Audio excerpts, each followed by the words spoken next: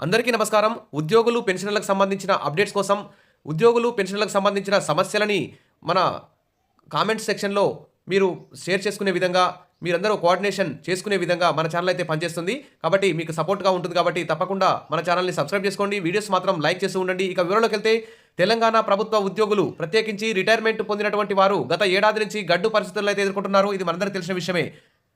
ఉద్యోగులకు టైం ప్రకారం డీఏలు మంజూరు చేయడం లేదు. ఐఆర్ తక్కువ మంజూరు చేశారు. అదేవిధంగా పీఆర్సీ గడువు దాటిపోయినా ఇంకా పీఆర్సీ అయితే ఫిట్మెంట్ అయితే ప్రకటించట్లేదు. అదేవిధంగా రిటైర్మెంట్ అయిన దాదాపు 30-40 సంవత్సరాలు ప్రభుత్వ ఉద్యోగం చేసి రిటైర్మెంట్ పొందిన తర్వాత అయినా మరి ముసలితనంలో, వృద్ధాప్యంలో కొంచెం ఆసరాగా ఉంటుంది.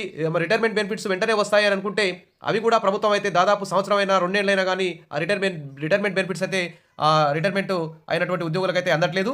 మరి ఇలాంటి పరిస్థితుల్లో మరి ఉద్యోగాలు ఎలా చేయాలి అని, మరి తమ కుటుంబాలు ఎలా పోషించుకోవాలని చెప్పి ఉద్యోగులు, పెన్షనర్లందరూ కూడా చాలా ఆందోళనలో ఉన్నారు. మరి దీనికి సంక్షేమ పథకాలను విచ్చలవిడిగా అమలు చేయడం, బడ్జెట్లో ఉద్యోగులకు సంబంధించి కేటాయింపులకి కొంత మొత్తాన్ని పక్కకు పెట్టకపోవడం, తర్వాత ఇవన్నీ కారణాల వల్ల ఉద్యోగులు అయితే చాలా నష్టపోతున్నారు. మరి ఒక విషయంలోకి వెళ్తే హైకోర్టు కూడా ప్రభుత్వానికి తీవ్రంగా ఒక తీర్పు కూడా ఇచ్చింది. ఇవన్నీ విషయాల్ని ఇక్కడ చర్చిద్దాం.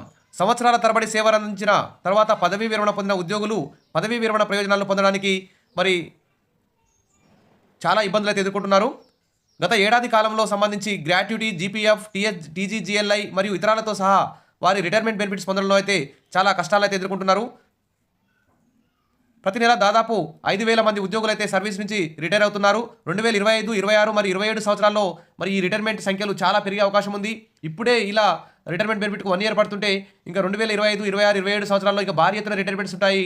మరి అంతమంది రిటైర్ అయినటువంటి ఉద్యోగులకి ఇంకా అసలు పెన్షన్ చెల్లిస్తారా, చెల్లించరా, ఆ బెనిఫిట్స్ అంతాయా అందవా అనేటువంటి ఆందోళనలో ఉద్యోగులు అయితే ఉన్నారు. మరి నెలవారీ పెన్షన్ సక్రమంగా చెల్లిస్తున్నప్పటికీ మరి రిటైర్మెంట్ బెనిఫిట్స్ మరి ఒకేసారి చెల్లించలేక ప్రభుత్వాలు అయితే తలకిందులవుతున్నాయి. ఆర్థిక భారంతో మా దగ్గర డబ్బులు లేవని చెప్పి ప్రభుత్వం అయితే చేతులెత్తేస్తుంది. మరి పదవీ విరమణ పొందిన ఉద్యోగులు ఎదుర్కొంటున్న కష్టాలను అంగీకరిస్తూ తెలంగాణ ఉద్యోగులు, గెస్టెడ్ అధికారులు, ఉపాధ్యాయులు, కార్మికులు మరియు పెన్షనర్ల జాయింట్ యాక్షన్ కమిటీ ఆఫీస్ బేరర్లు మాట్లాడుతూ మరి మెడికల్ రియంబర్స్మెంట్ బిల్స్ కూడా రావట్లేదు. తర్వాత రియంబర్స్మెంట్ కోసం మెడికల్ బిల్లు సమర్పించినప్పుడు దాదాపు 20% నుంచి 40% వరకు రియంబర్స్మెంట్ కోసం పరిగణించామని మరి తెలుపుతున్నారు. పదవీ విరమణ చేసిన ఉద్యోగులే కాదు, సర్వీస్లో ఉన్న వారు కూడా ముఖ్యంగా నిత్యావసర వస్తువుల ధరల పెరుగుదలతో కఠినమైనటువంటి బాధలు అయితే ఎదుర్కొంటున్నారు. కాబట్టి రాష్ట్ర వ్యాప్తంగా ఉద్యోగ సంఘాలు అయితే మరి ఆందోళన బాట పట్టాలని అయితే చూస్తున్నాయి.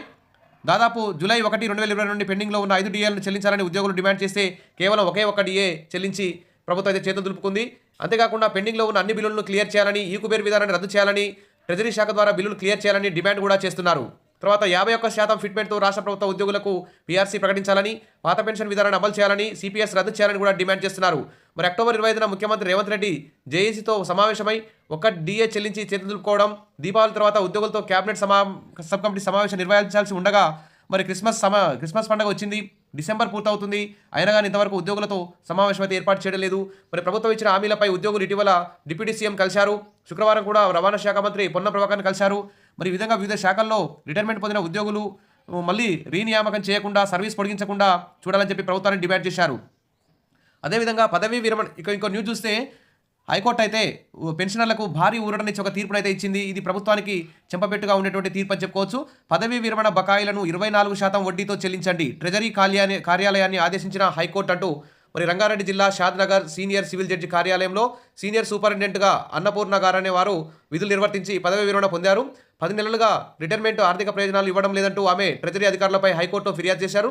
దీనిపై విచారణ జరిపిన జస్టిస్ పుల్లా కార్తీక్ ధర్మాసనం కమ్యూటేషన్ బిల్లు 25.95 లక్షలు, ఈఎల్స్ బిల్లు 18.14 లక్షల బిల్లు, గ్రాట్యుటీ 24.18 లక్షల బిల్లు, టీజీఎల్ఐ 3.5 లక్షలు, మొత్తం కలిపి 72 లక్షలను 24% సంవత్సర వడ్డీతో కలిపి 6 వారాల్లోగా చెల్లించాలి అనురాధ మేడం కానీ అన్నపూర్ణ మేడం గారు కానీ మరి ట్రెజరీని అయితే ఆదేశించడం జరిగింది.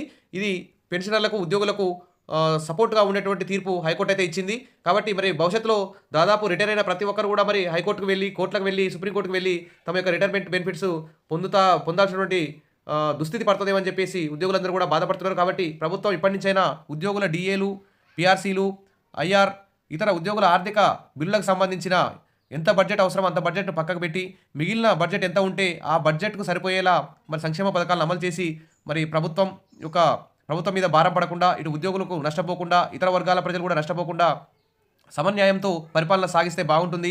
కాబట్టి ఈ హైకోర్టు తీర్పు మరి ఉద్యోగులకి, పెన్షనర్లకి, ఉపాధ్యాయులందరికీ కూడా సపోర్ట్‌గా ఉన్నటువంటి తీర్పు అని చెప్పుకోవచ్చు. మరి ప్రభుత్వం వెంటనే కోర్టు దాకా వెళ్ళకుండా వెళ్ళేదాకా చూడకుండా వెంటనే వారి యొక్క రిటైర్మెంట్ బెనిఫిట్స్ అన్ని వెంటనే ఇవ్వాలని చెప్పేసి ఉద్యోగులు, పెన్షనర్లు, ఉద్యోగ సంఘాలందరూ కూడా కోరుకుంటున్నారు. Wish all the best. మరిన్ని అప్డేట్స్ కోసం మన ఛానల్‌ని ఫాలో అవుతుండండి. వీడియోస్ అయితే లైక్ చేస్తూ ఉండండి. మన ఛానల్ ద్వారా మీ యొక్క ఉద్యోగులు, పెన్షనర్లు మీ యొక్క ప్రాబ్లమ్స్ గానీ, మీ యొక్క సమస్యలు గానీ కామెంట్ సెక్షన్‌లో షేర్ చేసుకోండి. వాటి యొక్క పరిష్కార మార్గాలు వెతుక్కోండి. కోఆర్డినేట్ చేసుకుందాం. మన సమస్యల పరిష్కారానికి ఒక వేదికగా ఉందాం. Wish all the best. Thank you.